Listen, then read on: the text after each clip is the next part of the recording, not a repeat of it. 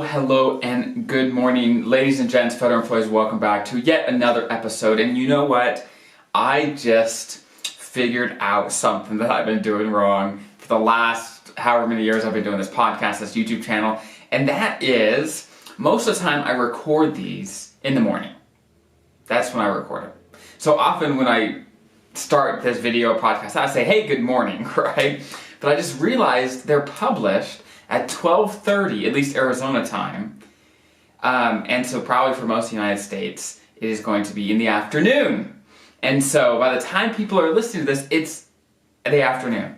But for some reason, it just doesn't sound right to say good afternoon. That just sounds too formal, right? So I'm going to stick with good morning because it just sounds good. It feels good regardless of what time of day it is, okay? So hopefully, maybe you are listening to this in the morning, right? Whether you get up, whatever. I don't know when people listen to my stuff, but I hope it is morning because that's what I'm going to say, and I'm going to keep saying it. So with that intro, without further ado, we're going to talk about your TSP, how much you've been saving, and how you stack up to your counterparts in the private sector.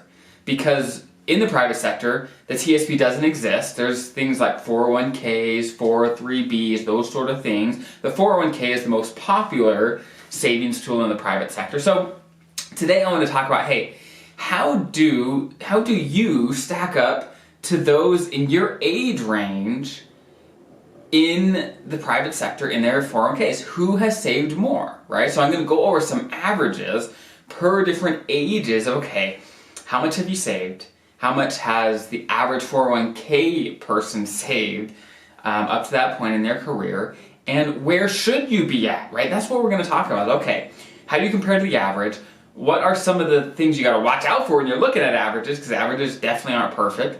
And then, okay, where should you be if you're, let's say, below or above average? Is that where you want to be? So those are some of the key highlights that we're going to touch on today. So without further ado, I am going to read off some of the averages when it comes to 401k balances. And when you're thinking about it, you have to think, okay, for me, where am I at? What age band am I in? And am I saving more or less? So if you're on the YouTube channel, I'm going to pop up some pictures. I know we're getting technologically advanced, right? We are now going to put pictures on the YouTube channel. Okay, so I'm going to read it off here. So if you're age 20 to 29, okay, the average 20-year-old is saving about 7% of their salary, okay, into their 401k, okay? And their average balance is about $10,000, about $10,500, okay? Something to think about. Now, 30-year-olds, they're saving a little more. They're saving about 8% of their salary, and their average balance is almost 40 grand, so 38,400, okay? Next, 40-year-olds, they're saving about 8% again. They did not increase how much they're contributing per their salary, but their salary has probably gone up, so they are saving more. And their average balance is $93,400. Perfect. 50-year-olds, they're saving about 10%, and they popped up by 2% of what they're saving. That's probably because of the catch-up contributions that you're able to do at age 50, which is great, in the TSP as well. In the 401k, there's a similar provision, so you can do that in either side. So again, if you're 50, you're almost 50, think about the catch-up. It can be a great way to the last stretch before retire to get as much money as you can. So for 50-year-olds, the average balance is $160,000. And for 60-year-olds, they're now saving 11%, so a little more, and their average is $182,100. Now, it also has data for 70-year-olds, and they're actually saving 12% for those that are probably still working, and their average balance is $171,400. And that balance has actually dropped a little bit per the 60-year-olds, but of course, some people are retired in their 70s, and some people are retired in their 60s, and so they're drawing down their 401k balances, right? So the balance, the average would come down. So that totally makes sense. So what does that mean for you, right? I often do these videos about average, okay, how do you compare to the average? And I think it's interesting, right? I think we all are curious of, okay, where do we stack up? Am I doing good? Am I doing not so good? And I think it is interesting, like I said, but I think it is probably not as valuable as we all would like, just because when you look at averages, there's some issues. There's some issues because there are very, very, very high balances in the TSP and in 401ks, okay, where there's the millionaires, where you have millions and millions, some have multiple millions of dollars in their TSP and their 401ks, and then they have those that really have zero, right? And so you have these really, really skewed results of one person that has, let's say, $5 million in their 401k is going to skew the average dramatically. And then you may have tons of people down at the very, very low end of having next to nothing, right? And so averages may not be that representative of what we're actually talking about. That's the only thing I want to say is, hey, it may not be that representative of people in your age group. It's a good place to start, and I think it's interesting, and that's why I'm sharing it. That's why I always share the averages. But again, it's just a place to start. The next place to go is, okay, I may be higher or lower than the average. What does that mean for me? How much do I actually need in retirement or by the time I retire so that I can have the retirement that I want? Because 401ks, TSPs, the reason they're there is so that you can retire the way that you want. Because honestly, the TSP or 401ks are incredibly powerful. And because the other types of retirement income that people often have, like your pension, like Social Security, they're fixed income, meaning once you retire, there's not a whole lot you can do to change them, right? And of course, you can decide when you take Social Security, that's a big one, right? But once you start, I mean, you can't change those numbers very easily, right? So let's say something comes up in your life where you need some extra money. Well, you can't call for a little extra from your pension. You can't call for a little extra from Social Security. You can't do that. But your TSP, your 401k, wherever your money's sitting, your IRA, has flexibility, where you can choose how you invest it, you can choose how you spend it, and so there is that element of flexibility that is so, so powerful. So the TSP and the 401ks, IRAs, they're incredibly important for retirement. The question is, hey, how much do you need to have, right? And it's hard to know. It's hard to know. But again, Fidelity has some great research into this, and I'm going to go through again, and on the YouTube channel I'm going to put up a picture of kind of what they say is how much you should be saving per your age and how much you should have saved by a certain time, okay? And again, this is a rule of thumb, and if you've listened to me for long enough, you know that while I think rules of thumb are a good starting point, they should never be the end of the conversation. Never, never, never, okay? So, Fidelity says, hey, by the time you're 30, you should have saved about 1 times your salary. So if your salary is $50,000, then you should have saved $50,000 by the time you're 30. Now, by the time you're 40, they say, hey, have 3 times your salary.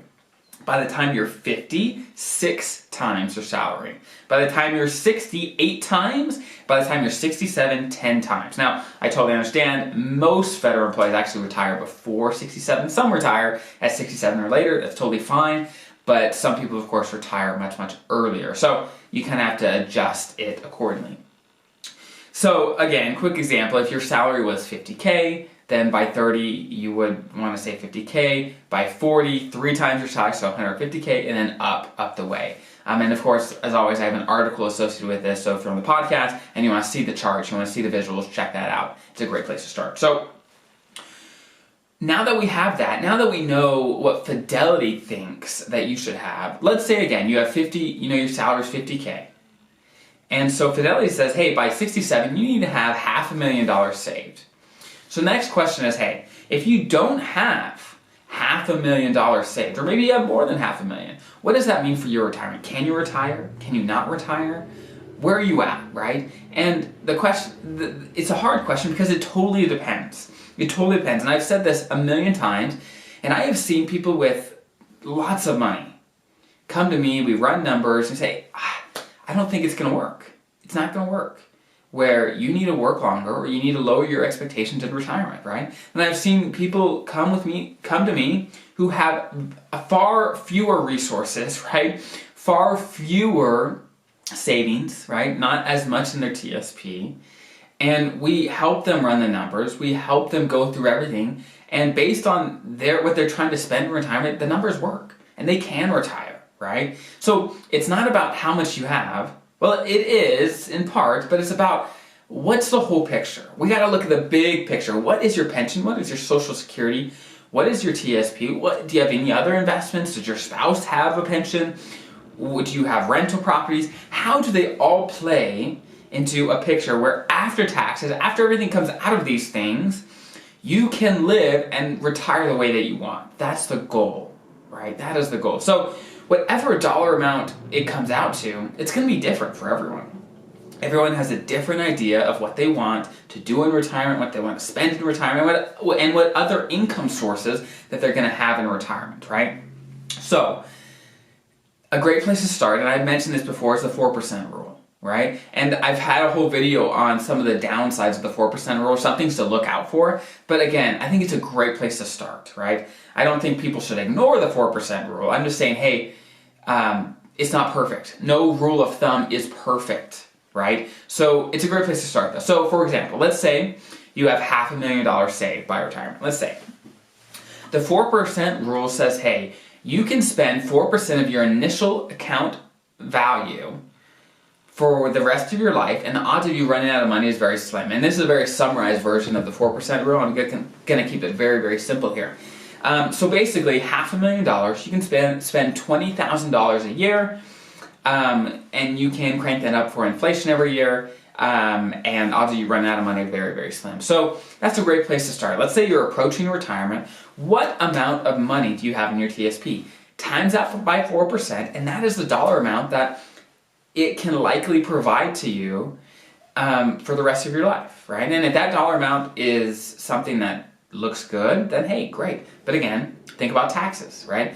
So a $500,000 portfolio might provide $20,000 of pre-tax money, but after you take out taxes, well, what does that look like then? Maybe $15K, right? Maybe $16, depending on what tax bracket you're in, it depends. So think about that as well. So you have to kind of start with your goals, start with what you're trying to do, what you're trying to create in retirement, and then work backwards from there. Okay, I want this to happen.